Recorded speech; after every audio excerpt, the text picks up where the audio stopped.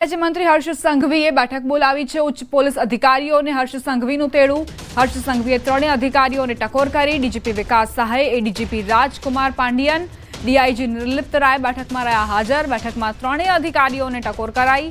ડીજીપીની સૂચનાથી એસએમસીએ CID ક્રાઇમની અરજીઓની તપાસ કરી હતી।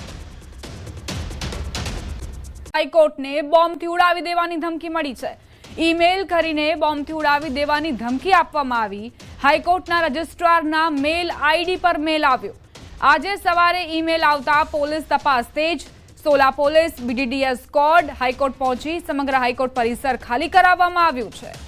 આખરે આ મેલ ક્યાંથી આવ્યું છે તેની પણ તપાસ કરવામાં આવશે કે આખરે કોણે આ મેલ મોકલી આપ્યો છે। રજિસ્ટ્રારના ईमेल આઈડી પર આ ધમકી ભર્યો મેલ આવ્યો છે કે હાઈકોર્ટને, ગુજરાત હાઈકોર્ટને ઉડાવી દઈશું।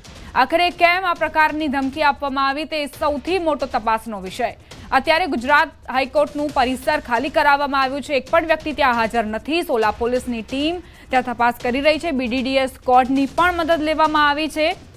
જો કોઈ શંકાસ્પદ વસ્તુ જણાય તો તે દરમિયાન કડક પગલાં લઈ શકાય, તાત્કાલિક પગલાં લઈ શકાય, એટલે જ બીડીડીએસ સ્ક્વોડની ટીમ પણ સ્ટેન્ડ બાય છે। અમદાવાદ શહેરની અંદર નામદાર ગુજરાત હાઈકોર્ટમાં સવારે 11:15 આસપાસ એક ધમકીભર્યો મેલ જે છે રિસીવ થયો હતો, જેમાં એવી વિગત હતી કે અમે સાંજના સમયે બોમ્બથી એટલે આઈડીથી નામદાર હાઈકોર્ટના જે બિલ્ડિંગ છે, પ્રિમાઇસીસ છે, એની અંદર બ્લાસ્ટ કરવાના છે। તો તમામ લોકોને તાત્કાલિક જે છે એ ત્યાંથી હટાવી દેવા એ પ્રકારનો એક ધમકીભર્યો, ગુનાહિત ધમકીભર્યો મેલ રિસીવ થયેલો, જેની જાણ હાઈકોર્ટે થતાં તાત્કાલિક કલેક્ટરશ્રી અને માનનીય પોલીસ કમિશનરશ્રીએ પણ હાઈકોર્ટની વિઝિટ લીધી। હાઈકોર્ટના જે પદાધિકારીઓ છે એ અને પોલીસ તેમજ કલેક્ટર ઓફિસના પદાધિકારીઓ વચ્ચે એક મિટિંગ પણ થઈ છે।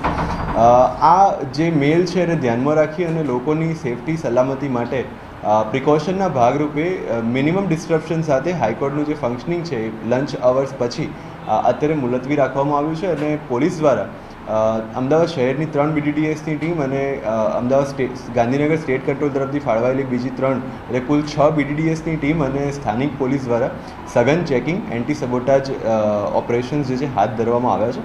હાઈકોર્ટના તમામ જે એરિયાઝ છે, તમામ બિલ્ડિંગ્સ છે, ઇન્ક્લુડિંગ જ્યુડિશિયલ એકેડમી, ત્યાં આગળ આ પ્રકારનું ચેકિંગ જે છે એ કરવામાં આવી રહ્યું છે।